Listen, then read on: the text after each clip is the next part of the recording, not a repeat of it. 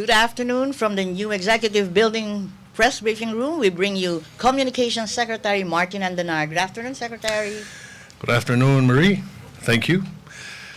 Ladies and gentlemen, we have a special guest today. Secretary Jess Dureza is a stranger to newsmen, obviously. Obviously, he is no stranger to newsmen covering the seat of the presidency. Sec Jess served as press secretary here in Malacañang.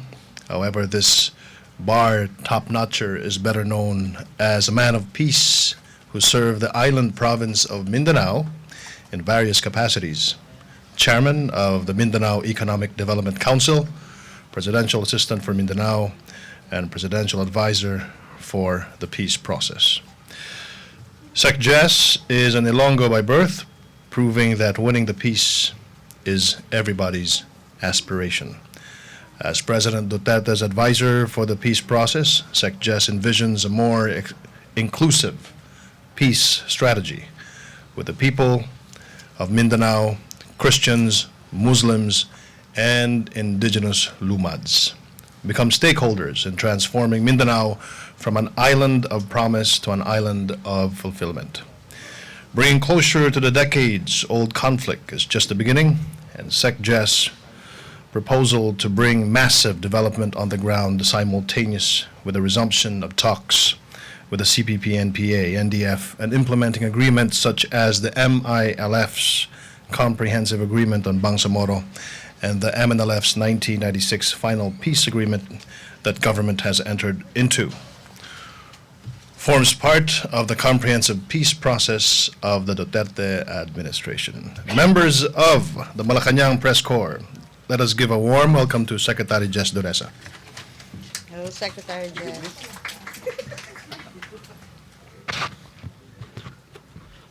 Kung pagandahang lalaki, hindi na ako pwedeng lumaban dito sa bagong press secretary. Good afternoon, everyone. Did we call ourselves the Brat Pack before? Are we still carrying the same reputation and title o hindi na? No. Brat here, Brat Pack. Okay, I'm here upon invitation of Press Sec Mart, and I really looked forward to coming here to renew acquaintances and find a few familiar faces who had covered me 6 years ago or more, 8 years ago. So I'm here to be roasted again by my colleagues in the media. I still consider myself a journalist, although on leave, because being a journalist had been my first love. I left it, joined government, went back again, and I'm back in government again. So this is already more than 360-degree circle already. So let me open up by immediately informing everyone that the President yesterday approved the new roadmap to peace, we call it. This will cover our engagements with the Bangsamoro, including the CPP, NPA, NDF, and then, of course, our effort to do closure to the agreements with the other rebel groups like the CPLA, the Cordillera People's Liberation Army, and the RBB. The main context of the approach now in the peace negotiations, for example, with the Bangsamoro, is already to declare that the time for negotiations are already over. We are now in the process, therefore, of implementing the peace agreements that had been signed first in 1996 with the Moro National Liberation Front of Norman Suari. Then we have the recent CAB, or the Comprehensive Agreement for the Bangsamoro, with the MILF. And of course, we have also to deal with the governance unit called the Autonomous Region for Muslim Mindanao, covered by Republic Act 9054. And perhaps we can put also in the same level the concerns of the IPs or the Lumads as covered by the IPRA law. There will be inclusivity henceforth under the Duterte roadmap for peace, where all the Bangsamoro factions, groups will have to come under one group so that there will be inclusivity in the implementation of all these particular agreements. In the case of the CPP and PNDF, the formal talks had been already firmly set on August 20 to the 27th. The panel headed by Secretary Silvestre Bebot Bello had already been installed yesterday with an oath-taking with the President in the palace. And we look forward to engaging our counterparts on the other side of the table by August 20. We were very glad that in the meeting with the President yesterday, the two leaders, or the presumptive leaders of Congress, the incoming Senate President Coco Pimentel and the incoming Speaker of the House Pantaleon Bebot Alvarez joined us there. We thought that the legislative branch will be a very important component of our work for peace, because the executive department, which I represent, would merely sign an agreement, but we know very well that implementation of an enabling law will have to come through Congress, and that Congress should approve it. And so, putting already the legislative branch already on early notice and on board will shorten also this effort that we had. So with that, we will end here, and if there will be some questions that will be asked, Yes, Sec Mart and myself are willing to answer them. Secretary Dureza, the first question will come from Celerina Monte. Celerina, still as beautiful as ever.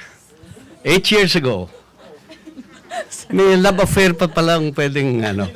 May forever ba? Good afternoon, sir. Hi. Sir, regarding dun sa inclusivity, how are you going to go about it?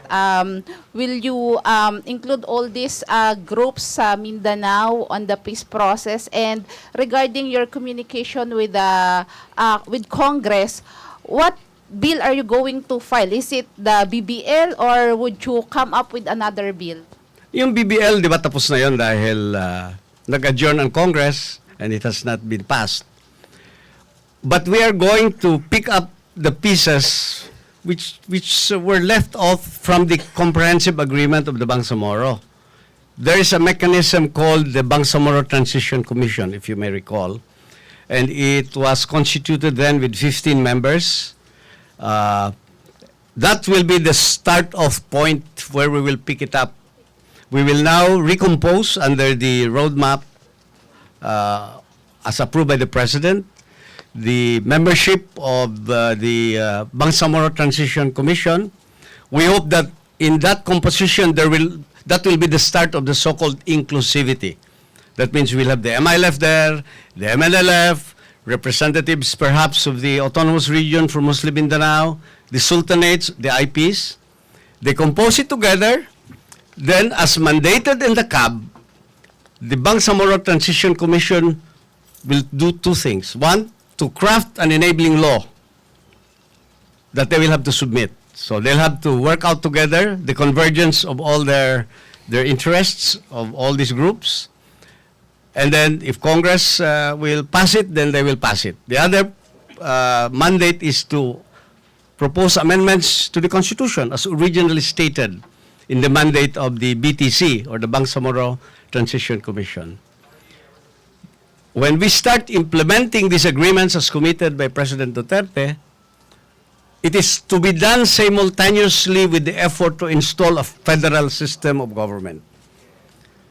In other words, if it proceeds as envisioned, the enabling law that will be passed coming from the BTC, from the Bangsamoro themselves, in convergence, can be also a pilot, federal state of the Bangsamoro as we move towards a nationwide federal setup later on. As we know very well, setting up the federal system is something that will have to be the timeline is a little bit longer. So sir, in effect, yung BBL, the BBL that was drafted during the previous administration is out of the picture already. Kasi we're going to come up with a new proposed measure eh. Well, you can say it that way, but you can also say that this will be a new enabling law, and it will probably be called a new enabling law. But it stems from the comprehensive agreement of the Bangsamoro of the MILF. So sir, the head would still be the MILF? Kasi si The Mr. composition, as I told you, will be Hagar. the same. The composition of the BTC is 15 members, and 8 of that membership will be from the MILF. MILF. And then we will spread it to the other Bangsamoro groups. So no more representative from government kasi from previously 7 of the members came from the government. and Technically, from the when you MILF. say representative of the government, they are chosen by government. So it's up to government now to make the choice. So we'd like to see a convergence of all these groups from the appointment that government will do. Sir, last from my end. Oh, how soon- more. Don't limit yourself. How soon could you come up with this BTC, and when are you going to start to craft this measure, and if ever, when is the target to file it before Congress? As much as possible, as early as possible. As early as possible, but we have a timeline. But, we don't tie down people by exposing a timeline. But we have an internal timeline that we'd like to see the BTC already come up with the proposed enabling law that we'll submit to Congress. But with the CAB already there, I foresee that it will not be as long as it was before. Then we leave it to Congress to act on it. And hopefully we can get an early approval. We are committed to implementing all signed agreements, by the way. That is the whole context of this effort that we're having. Okay. Joseph Morong of GMA 7. Sir, sorry, if we can digress a little bit. I understand that the former President Arroyo has called you before this press conference. Can you tell us what she told you? And your reaction to the Supreme Court ruling being... What was the first question again? I understand that former President Arroyo called you. Can you share a little conversation? Or do I share private conversation? Well, that's up to you, sir. Okay. Baka chismis gusto mo? No, sir. Hindi, okay. Anyway, we see that justice has been served with the decision of the Supreme Court with a vote of 11-4. And of course, personally, because I served under President Arroyo, I rejoiced over this decision that had already given him what she rightly deserves, which is justice. We talked on the phone on my way here, and I congratulated her. And so she said that, from the background, I could hear so many people there. Okay. So maraming bumisita sa kanya. Because I have been visiting her with my wife many times over, previous to this. And so, on a personal note, not expressing anybody's feelings, but I'm so elated that justice had been served with this decision. What did she tell you? Say again? What did she tell you? When Oh, that's between her and me. Okay, no problem. Okay. Otherwise, I would put up on a speakerphone and everybody to hear. Hindi naman. Hindi. Okay. Thank you. Can we discuss the peace process first or same issues? Mr. Bencito of Manila Standard. It's Hi, sir. Joyce there who Yes. is receiving your articles. Yes, sir. Sir, good afternoon. Sir, the MNLF has said before that they are pushing for a Moro Convention. Is this the same with the Bangsamoro Transition Commission that will look into the proposals of the MNLF and MILF, sir, to push for a federal form of government for the Bangsamoro? Second question, sir. One by one, para... Okay, sir. Hindi. Sige po. Whatever the Bangsamoro will do in order for them to craft together that possible enabling law is left for them to determine. That should be entirely a Bangsamoro concern. So whether they call for a convention, they meet together, is something that we will welcome, but we will leave that therefore to the Bangsamoro to make that determination. Okay. Sir, second question po. Is the MILF has repeatedly expressed its concern on the BBL, sir, that the government should honor the BBL as part of the CAB that it signed with the government, sir. Will it be what assurance can you give the MILF that whatever is in the BBL will be incorporated to whatever is the plans of the government with the Bangsamoro government? The BBL, by the way, to put it in proper context, is the implementing mechanism that did not pass Congress. We are going to implement the comprehensive agreement for the Bangsamoro or CAB. So don't mix one from the other, okay?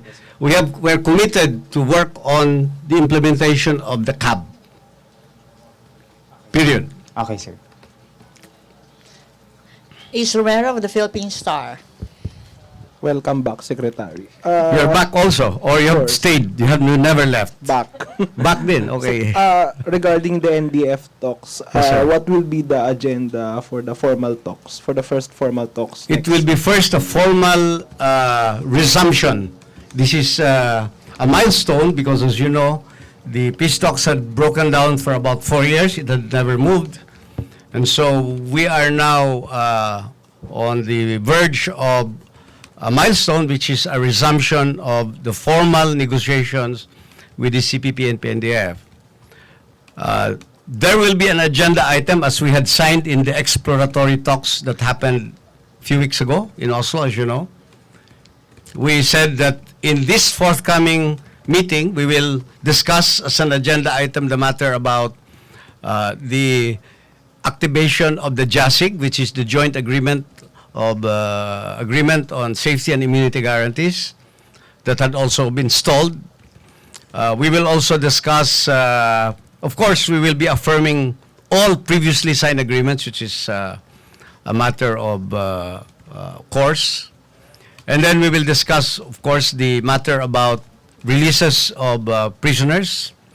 And this will be discussed. But we would like to tell you in advance that the President had directed yesterday for the different agencies, concerned agencies of government, to already start working on the possible temporary release of members of the CPP and PNDF who will be participating in the peace negotiations. But the legal procedures will have to be closely followed according to him. Who are these people who will be released? It might be premature yet to disclose their names. Let's just wait because the procedures will have to be followed. So we cannot disclose prematurely the names because some procedures may not be followed for some or for all. We don't know. So in fairness to them, we will disclose to you as it will happen that list. Final question on that topic on my part. Yung possible temporary ceasefire or interim ceasefire, will that be discussed during the formal talks? It's part of the agenda item as we have agreed in the last exploratory talks. But we are looking at a possible, but this is not going to happen for certain, that perhaps before even we discuss the mechanics of a bilaterally agreed ceasefire, there might be a possibility of a unilateral ceasefire from both sides. We don't know yet. That's still being worked out. Thank you, Secretary. Dreo Calonso. Hi, sir. Sir, Yeah. if I'm not mistaken, You're not mistaken. Go ahead. MNLF leader Nur Meswari is still considered a fugitive Yes. right now because of the rebellion charges filed Yes. against him. Yes. How will this affect the peace talks po? Oh, it will not come in the way, and we will follow legal procedures here. Mr. Nur Miswari, I just talked with him over the phone a while ago, is still facing arrest due to the Zamboanga incident, and the warrant of arrest is still active. But his lawyers are contemplating of having that case reviewed. So we will see if that review will result to suspension of the effects of a warrant. We will see. But that is going to be the route that will be taken. We cannot yet deal with him officially as he is still technically a fugitive from justice. As a matter of fact, in order to disabuse the minds of many who had already been massing in Sulu saying that the president is coming to meet with him, we will have to wait until that procedure is complied with. That we have to deal with the effects still of a warrant. It is only when a warrant is no longer in the way that this can proceed accordingly. Sir, what role will Joma, on the NDF po, what role will Joma Season play in the talks? I think he's planning to go home. Will this still push through? Mr. Joma Season sits across the table with me.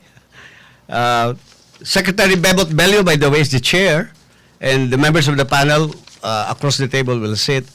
And they have requested me also, since, although I'm not a member of the panel, I'm supposed to be just playing oversight role in the negotiations. They have requested me to sit because Joma Season, who is not a member of the panel but a consultant, also sits across the table. He plays a very key role in the negotiations, and we will see how it will develop. Thank you, sir. Dexter Ganibia of DZMM, to be followed by Ted Tuvera of Tribune. Secretary Jess, good Yes, sir. afternoon. Nabuo na yung peace panel ng gobyerno para sa CPP and the NPA-NDF. Yes, sir. Kumusta po naman yung panig ng kabila? Kung meron na po ba silang magiging chair sa panel ng Meron na CPP? po. Si Tayo- Louis Alandone is the chair, and members of the panel that we sat across on the other side of the table during our meeting several weeks ago was Fidel Agcuile, Connie, and Julie Sison, the wife, and Connie Alandone, the wife. And there are other resource persons who will be there. In the forthcoming meeting in August, we expect a bigger group because, as I told you earlier, we're working on the release of some personalities in the CPP and PNDF who will be there to sit across the table. So if we succeed in releasing these resource persons of the NDF, then it will be a bigger panel across the table. Secretary, follow-up question. Meron na po bang venue para doon sa susunod na, yung sa unang pag-uusap sa CPP and the NPA-NDF? Meron na po sa Oslo, Norway. Norway is the facilitator in the peace negotiations. They will host the forthcoming formal resumption of talks. And I would like probably to prematurely announce that we have invited the Senate, the presumptive Senate President, by then he had been installed, Senator Coco Pimentel, and the incoming Speaker, Bebot Alvarez, to grace that milestone event in the formal opening. Another follow-up. Could you refresh us kung ano yung mga nakalatag sa table na unang pag-uusapan ngayong August 20? Kung maalala ninyo, meron tayong agenda item na pinirmahan namin during the exploratory talks. No? Una muna, merong declaration at the opening, after the opening, may ceremonial opening yan, ano? The affirmation, a statement of affirmation on signed agreements, adherence to signed agreements. Napakahalaga yan dahil we're not going to reinvent the peace process or start off from the very beginning. Marami na kasing nagawa riyan, so we build on all this. We'll talk about the ceasefire, interim ceasefire, pag-usapan din yan. Pag-usapan namin yung JASIG. Pag-usapan natin yung possible release of other prisoners na hindi ilalabas dahil sa peace negotiations. And then, other matters that may be taken up. Baka pwede na naming simulan yung substantive issues because we have many substantive issues, the political, the socio-economic, na pag-usapan. Kaya kailangan din nila yung resource persons nila across the table. So we will also be there with a panel headed by Secretary Bebot Bello in full force also to face up with them in the negotiations. Okay, last on my part.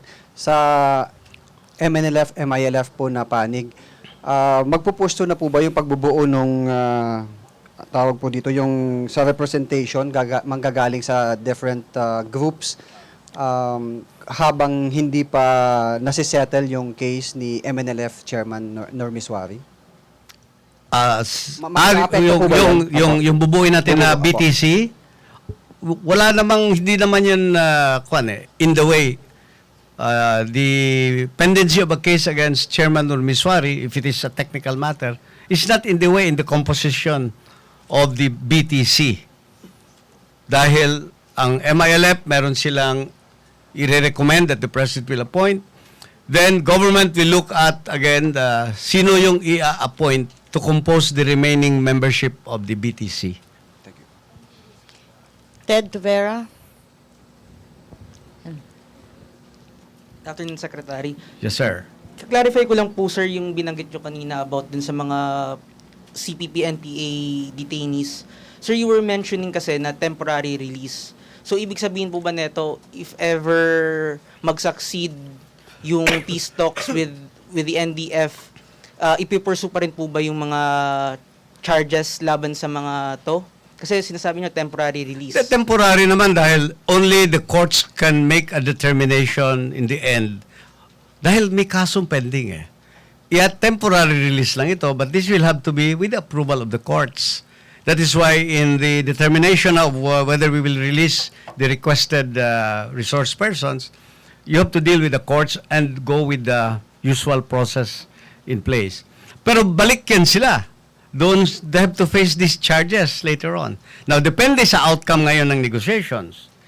Because it's possible that in the outcome of the negotiations, there might possibly be an amnesty. Who knows? Di ba? But I'm not saying it, but I'm just suggesting to you that that's one way. Or finally, the court will make a determination as to whether they're guilty or not. But it will have to be the courts who will make that determination. Thank you, sir. Another question, sir. Parang ino-authorize po kasi ni President Duterte yung mga NPA na manghuli ng mga drug suspects. Sir, does that mean na the administration is allowing the NPAs to arrest or, so to speak, parang ikikidnap ata yung mga... Have you not heard of the so-called citizen's arrest? Ikaw pwede kang umaresto eh.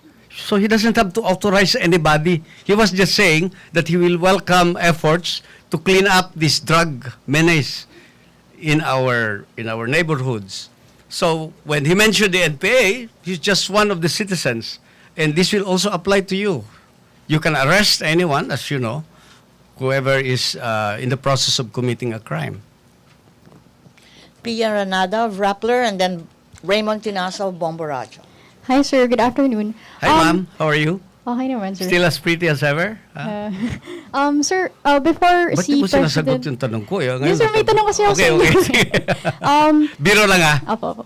Sir, President Duterte also made a statement on Abu Sayyaf, calling them not criminals because they come from a place of ideology. This is what he also this is how he also described MILF and MNLF before. That's why he refused to call them bandits and so on and so forth. And so does this mean, sir, that President Duterte will have a different policy with Abu Sayyaf given this pronouncement? Is he going to treat them as more than just bandits, and will there thus be negotiations between the government and Abu Sayyaf? The policy remains the same. That those who had committed crimes must have to be answerable for their crimes. Whether you call them Abu Sayyaf or whatever, if you commit a criminal act, then you have to be responsible for this. But sir, yun nga, he doesn't define them as criminals. You become criminals only when you're convicted already by a court of law. You're a suspect for committing a crime. Kasi kung gusto kang maging ano talaga dyan eh, di ba? Very technical about it. Criminals are those that have already been convicted. Eh, wala pa So, namang sir, mga it's not conviction true yun. that But you Abu know, Sayyaf we has say that kidnapped- the policy remains the same. that all of those who commit, including the Abu Sayyaf, any crime, at matindi pa sila dahil they behead their victims. And, you know, I felt so bad about it, especially when they beheaded my friend John Ridgedale, the Canadian. He's a close friend of mine, in spite of our efforts to bring him out. But how to deal with the Abu Sayyaf there is something else. Because as you know, if you know, I talked with Marites Flor, the hostage who was that I took in and brought out from captivity. She told me that there are groups that bring victims to a so-called, they call it a warehouse. Everybody who gets somebody puts it in, another group puts it in, and then they negotiate for money. But the community is involved because these are areas that are very remote. They have not been reached by government. Sabi nga niya, kinalimutan na ng Diyos. And they have no other interest but, you know, the children that grew up, they're not in school. 12 years old, they're already armed, according to Marites. So, ibig sabihin, they grew up in that kind of an environment. So, you have to address it. While we address the armed force accordingly by military might and force, you have also to address the community, the enabling environment that provided this kind of an upsurge of criminality, which is so even barbaric. So, tanungin nyo, anong gawin natin dyan sa Abu Sayyaf? It has to be a comprehensive approach. Deal with the community, deal with force with those who commit criminal acts, and address it on a calibrated level. You cannot just bomb everybody there because it's a whole community that involved. Kasi sabi ni Marites, and I'll tell you, sabi niya, pag dumating kami, as we move from one place to the other, yung community, yung grupo, yung pamilya, yung mga bahay doon, pag dumating kami, welcome kami, and then they provide the security cordon for us to protect the kidnappers and us. Ibig sabihin, pag may nabayad na ransom, sabi niya, lahat nakakatikim. Sabi niya, may nabibigyan ng tag 15,000, 16,000. So, pag pumunta sila sa isang lugar, an expectation is naging source of kabuhayan eh. Kasi wala ibang kabuhayan doon. So, how do you deal with that? It's not a simple, just military action. It has to be calibrated and it must be comprehensive ang approach. Sir, do we have any update on the condition of the hostages that remain with the Abu Sayyaf? Well, I heard today that they took again 5 more Malaysians in Lahad Datu. Maybe you've heard about this already. 5 more Malaysians. And the Indonesians are still there. Our Norwegian Jartan is still in their hands right now. And there is an effort now by the group of Chairman Nurmiswari. I talked with him today. He called me over the phone, and he said that he'd like to do coordination with our military forces on the ground because they'd like also to help in addressing the criminal acts committed by the so-called Abu Sayyaf group. Bomber Raymond? Sir, same issue. Habang mainit pa. Sir. Oh, nandiyan ka pala. Oh, sir. Sir, I remember, and please correct me if I'm wrong, during the last... I won't correct you. Sige, go ahead. Arroyo administration, when you were still the peace advisor. Yes. And the negotiator for the MILF. Yes. You were strong about no negotiation with the terrorist and this existing already the Abu Sayyaf. So, Yes. nagbago na ba yun na yung position na no negotiation, no ransom with the terrorists or the Abu Sayyaf group? Iba kasi yung interpretation mo ng negotiations eh. Yung iniisip mo negotiations is, it's not in the context of negotiating like the MILF or the CPP and PNDF when we deal with Abu Sayyaf. I negotiated personally to save lives. Hindi yung negotiation na, we sit across the table, pagkatapos ano yung pwedeng i-address namin. Kaya iba kasi yung nilalamp up mo kasi yung word na negotiation into one meaning eh. Kaya we have to distinguish it. I continue to negotiate, I will continue to negotiate with any person, whether Abu Sayyaf or not, to save lives. But negotiating in the concept of what we do with the MILF is something else. Now, you might misread my idea. My point is negotiate in the sense that you talk with the Abu Sayyaf, then you negotiate with the ransom whether to give or not to give. I don't talk ransom. Okay. I made that very clear.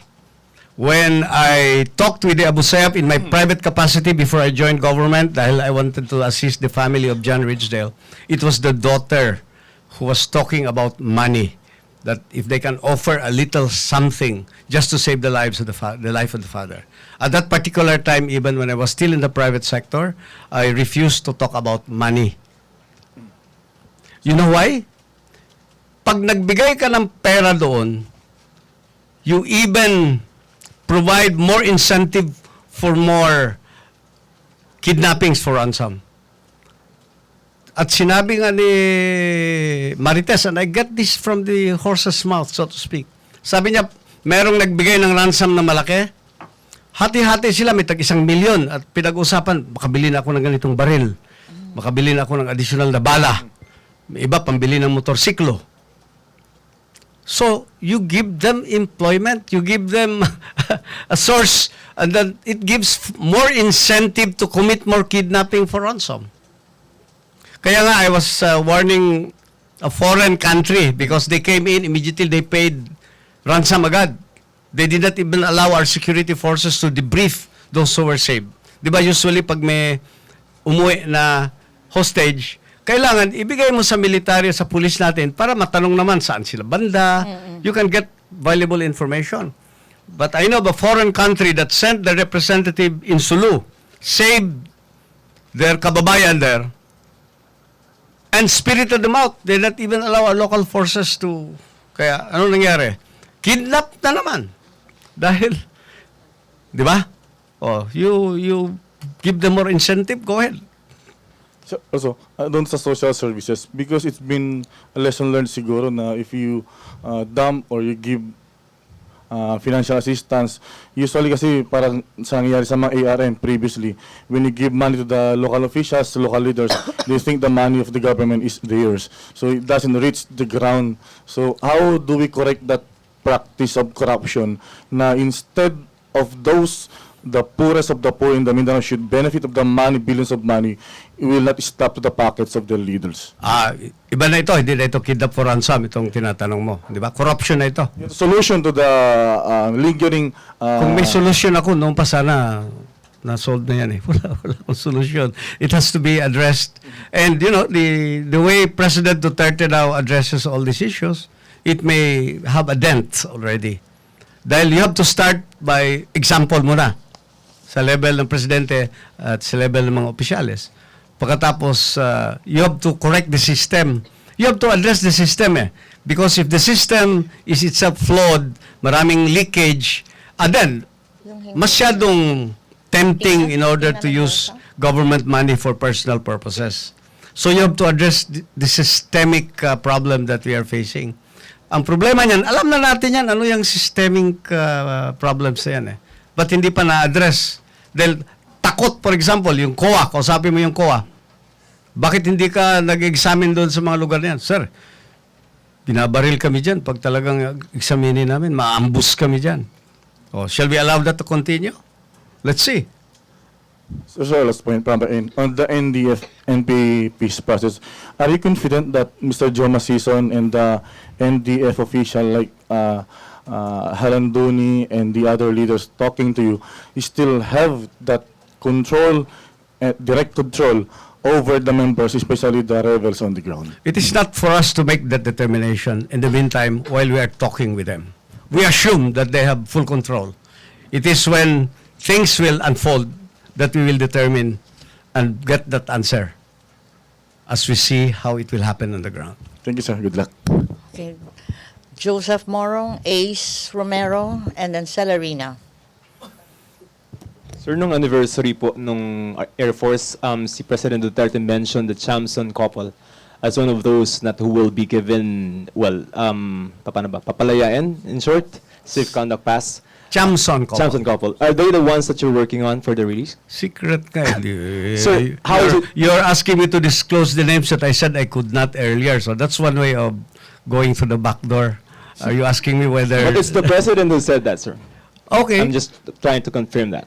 Okay, I haven't heard the president say it. If you heard him say, that's it. I mean, So but I proce- cannot interpret it further. Sir, procedural lang. So paano kung halimbawa nga yung mga i-release nyo? This is going to happen before August 20, right?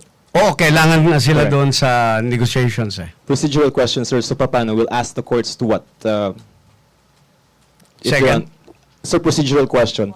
How are you going to do that if they are under the court's regime? Oo nga, kaya nga, the Secretary of Justice in our meeting yesterday was directed with the President to comply with legal procedures in order that we effect the releases of those who are in the list. Okay, so SOJ. So sa MNLF... That is not to say for me to confirm or deny that the Tiamsons are in the list. Okay, so I understand. Make that very clear. Dahil Yes, alam mo sir. naman, baka mispin na naman lalabas yan. Sir, Hindi tama. MILF. So yung BTC, is that not under the regime of the CAB? It is. As a Correct. matter of fact, that is the mechanism provided for by the CAB. Yes. So ibig sabihin, sir, yung MILF has agreed to have MNLF members in the BTC. What do you mean agreed? In Because- the previous BTC, 8 of them were from the MILF. So yung sa CAB na ruling? Sa CAB na... Yung BTC. Okay. You're talking about the Bangsamoro Transition Commission that is provided for in the CAB. Yes. Remember that there was an EO already issued and made it operationalized. As a matter of fact, wala pang bago ngayon. Yun dati. So yun. Okay. So sir, yung sabi ng OIC, Yes. na ang the direction that they acknowledge and they recognize is the path that the MILF has identified. So ganun pa rin yung line natin, sir. Second, can you say that Yung pang again? OIC direction, that they recognize the CAB as a path forward to peace. Ganun pa rin yung direction natin, sir. To unify the MNLF and then the MILF peace process. That's exactly what I was saying earlier, that we will get everybody converged and that there will be inclusivity. And we're glad that the OIC had been assisting us in putting together all these separate factions together, di ba? There's now a unity agreement that they had signed, even during my time, and they had a recent agreement also signed in that direction. Ace. Ace. Sec clarification, during your previous statement regarding the NDF talks, you said yung formal talks will begin July. Now we will start in August August. 3rd, 20 to But 27. previously, yung previous statement, parang sinabi July. Can we just get yung facts bakit naging na-move to August? Okay. The reality is that there is a need to release the requested participants in the negotiations, and the period is a little bit short to see that happen, if it is possible. So realistically, we moved it to August 20. Thank you, Sec. Okay. Celerina. And then Tina Mendoza, Philippine Star. Tina Mendez. Tina, maybe you should go ahead. The microphone is nearer you. Yeah. Ace, please pass the mic. Sir, good afternoon. The Presidential Communications Office released a photo of the President talking to Normie Suarez over the phone. Yes. May we know kung ano yung Pinag-usapan? or did the President tell him na ayusin mo na yung kaso mo, kung hindi ka muna huhulihin para makasama ka na namin? After he approved kasi, pero malaman na rin nyo, after the President approved the roadmap, which included the Bangsamoro, he asked that a phone call be made to Chairman Normie Suarez, because we knew that Chairman Normie Suarez had been wanting to talk to him, and I also reiterated this to him. So nang tumayo siya, sabi, tawagan niyo nga para makausap ko. So nag-usap sila. And the conversation was very open. It was on speakerphone. So for those who were there, they know exactly. It was something very warm between two friends, greeting each other. Like, come out in the open? Walang ganun. Walang ganun. Pwede ko bang sabihin anong sinabi ni Presidente sa kanya? Meron siya sinabi. Oh, hello. And then? I love you, Noor. Oh. Anyway, the President has been open naman para mag-reach out kay... Oo naman. They had been, they know each other for some time already. And Noor is very, very warm to him in the same manner as the President has been warm to him. Sir, Celerina. out of... Ayaw kayo maniwala na sinabihan siya, I love you, Noor? Okay, kung ayaw nyo. Sir, out of over 500 detainees from the CPP and PNDF, how many would be initially yung you're working on para magkaroon ng temporary release? As many as are needed in the initial negotiations. Hindi natin masabi ang number dahil hindi na tayo sigurado kung yung number na yan na nilalakad na para ma-release, yun ang maging number na lalabas. So antayin na lang natin pag lumabas na yung approvals ng court. But ilan ba, sir, yung nire-request ng other side na to be part of that peace negotiation? Enough for the initial meeting. Sabi around 20 raw. Is it right? 21 to be exact? Depende kung saan ka maniwala. Okay. That was si Hindi, Secretary hindi. Delio yung may sabi nun before. Oo nga. So ask him, not me. Sir, another thing, yung would Malaysia still play a role in the peace process with the Bangsamoro? Well, Malaysia and the other foreign partners who will play a role in the implementation. Remember, the time of negotiations are over. That's the clear statement of the President. In other words, all of those who are still involved in negotiations will probably have to shift somewhere else.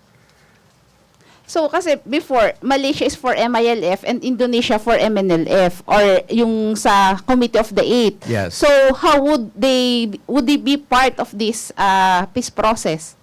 O lahat na foreign partners na kailangan in order that we bring about peace in the land, they're all welcome to help us. You look at the number of foreign countries now involved in the peace process, and dami-dami. In fact, since the President had also directed me and the OPAPP not only to just talk and sign agreements, but improve the lives of the stakeholders on the ground, we will be doing development work simultaneous with the implementation of these agreements. In other words, we will invite all our foreign partners who may probably already, whose role is no longer needed kasi tapos na yung negotiation, to shift and still be around and support us in the development aspect. Baka they can provide us funds and support for our development projects on the ground. So, the international monitoring team, they would continue to be there. Depende in sa kanyang Mindanao. terms of reference. Kasi every international monitoring team takes care of keeping the peace in the area. Napakahalaga pa yan. Keep the ceasefire in place. Dahil may interregnum kasi ngayon, di ba? Hindi pumasa yung BBL. Mabuti na nga lang, the mechanisms of the peace ceasefire system is in place. Kaya wala kang makitang bakbakan ng gobyerno at MI dahil hindi nga natuloy yung BBL. Why? Because the mechanisms are working and we would like to see them continue in that manner. Sir, last, who will be the chief negotiator of the government who will deal with There is no more negotiations. Where are you? You're missing What my I mean- point again. Sir, sorry. The period of negotiations are over. So, Okay? no more a specific point person to deal with the Bangsamoro. When dealing something else, I deal with them. I'm OPAPP, yes. And my other officials who will be named to deal with them. So, wala nang ganun kay Professor Ferrer na Oh, you should thank Professor Ferrer already for all the achievements that he had achieved in spite of the challenges she faced. And she had contributed already the foundations, and this is where we pick up, as a matter of fact, in our work for sustainable peace. Okay. Last three questions, please. Benji Liwanag, Henry Uri, and then Dexter. Iba naman, wag naman yung peace process. You can ask me any question, di ba? With the permission of the PRESEC. Oh, sige. Para ma-practice naman ako ulit doon sa trabaho ko dati. So, whatever, under the sun. Ito muna, sir. You want legal advice on girlfriends or paramours? Anything under the sun. Okay, Sige. sir. Good Yes, sir. afternoon. Yes, sir. Good afternoon. Sir, how do the government handle yung sinasabing connection ng ISIS sa ilang mga armed group in the Philippines like Abu Sayyaf and other armed groups, sir. The statement of our armed forces has always been consistent. There is no evidence at all yet of the presence of ISIS here. Di ba? So let's keep that official line still the same unless we have evidence showing otherwise. Pero makikita mo yung Abu Sayyaf and the other terrorist groups are trying to project themselves as, uy, qualified na kami maging ISIS dahil we are also as barbaric as the ISIS abroad. But the military authorities that we have always consistently said that there is no clear evidence yet of the presence and operation of the ISIS in the country. Unless there is evidence Thank you very pointing much, sir. otherwise. Henry Uri, sir, of DZRH. Hi, Henry. Secretary, magandang hapon po. The United States labeled NPA as terrorist group. Paano yung kanilang seguridad pagbalik ng Pilipinas? Sila ba'y huhulihin at ang Estados Unidos ba'y gumarantiya na hindi nila sila pakikialaman once they return home? Tanungin natin ang Amerika kung anong gawin nila. Di ba? I mean, it is not for us to... We're not privy to what their plans are. Kung sakali pong sila ay hulihin. Ang problema on lang the way. would be, kaya, tinanong na rin yan dati kasi, di ba, eventually baka gusto ni Chairman Joe Masiso na umuwi. And somebody asked that question paano dahil naka-terrorist list pa yung CPP, NP, NDF, di ba? So, they can be interdicted in the transit points, di ba, pag umuwi dito sa Pilipinas. My feeling there is, and this is very personal yet, we have to be validated, if we are able to see that Chairman Joe Masison is a very important partner in bringing about peace, I think the U.S. will really also cooperate with us in terms of seeing this through. And I don't think they will provide the stumbling block towards achieving this laudable objective. Di ba? So, just my feeling that whatever probably the directions we take as a nation, I think our allies will continue to support us accordingly. Tayo po yung matibay na kaalyado nga ng Amerika at sabi nila terrorist yung NPA, so makikipag-negotiate tayo ngayon sa tinatawag nilang terrorist. Correct. Sila ang nag-label Tayo ba nag-label sa kanila terorista? Hindi Di ba?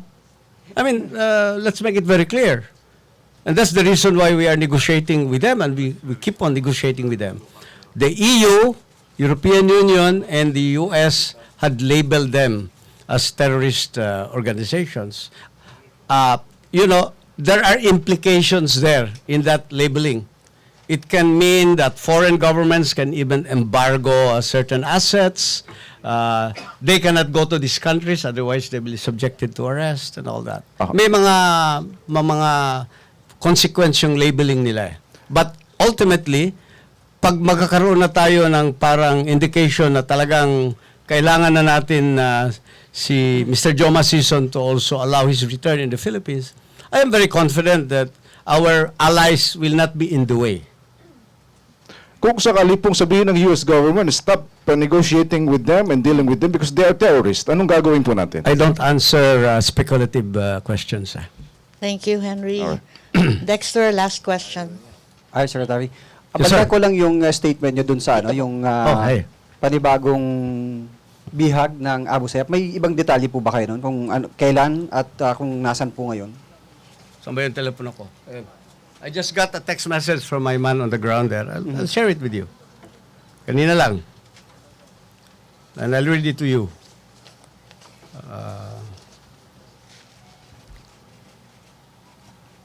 Saan ba yun?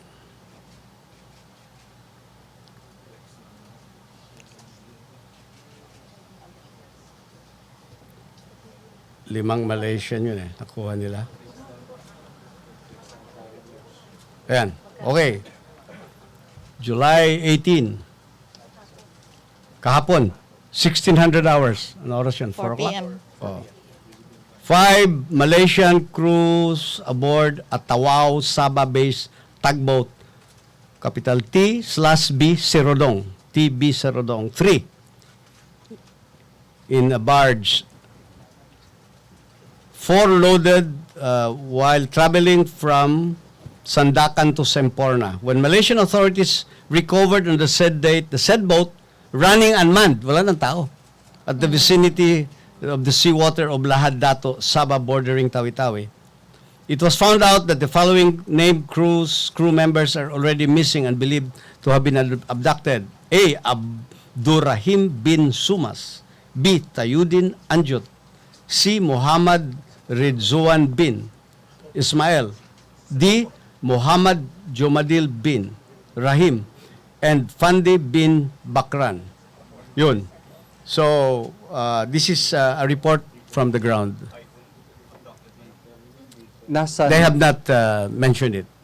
Okay. nasa Pilipinas na po ba sila na It has dinala not po? been indicated. I read to you the full text, so hanggang dyan lang muna tayo. Sir, Secretary, last Yes. na lang, doon sa peace agreement na binabanggit na doon sa MILF, MNLF ay magkakaroon na ng implementation ng massive development. Kasama ba doon sa peace roadmap na inaprubahan ni Pangulong Rodrigo Duterte kahapon yung mga listahan ng mga development projects na gagawin? Wala pa. It's in fact, it was mentioned because I called the attention of the President that my office, the Peace Office, has no mandate in terms of doing direct implementation of projects. What has been done so far, like the Pamana project, was that doon nakalodge sa mga departamento, Department of Agriculture, DPWH, tapos ang OPAPP nagpapalo up lang. Eh paminsan, hindi ka agad ma-implement dahil hindi yon priority ng departamento. Tapos ang OPAPP ngayon, ang Office of the President, ang hinahanapan on the ground. That's why we asked the President if we could get an amendatory a revision of our executive order, perhaps allowing us first oversight over development agencies doing peace in the conflict-affected areas, and pangalawa, also to implement somehow doable livelihood and socio-economic projects. Okay. Hindi pa lumabas yung EO na yan. Ha? Okay. Thank you, Secretary Dureza. Secretary Andanar? Okay. Sige, salamat ha. Love to engage you again ha. Anytime. How about a big round of applause for Secretary Jess Dureza, our guest. We would like to announce that after this briefing, there is a very important announcement by the President. So if, it's going to be released on RTVM and PTV right now. Okay. We'll just wait for his announcement. I don't want to Just preempt the wait. announcement of right now. Okay. Yeah. Thank you. Thank you, Malacañang Press Corps. Back to main studios of PTV and Radyo ng Bayan.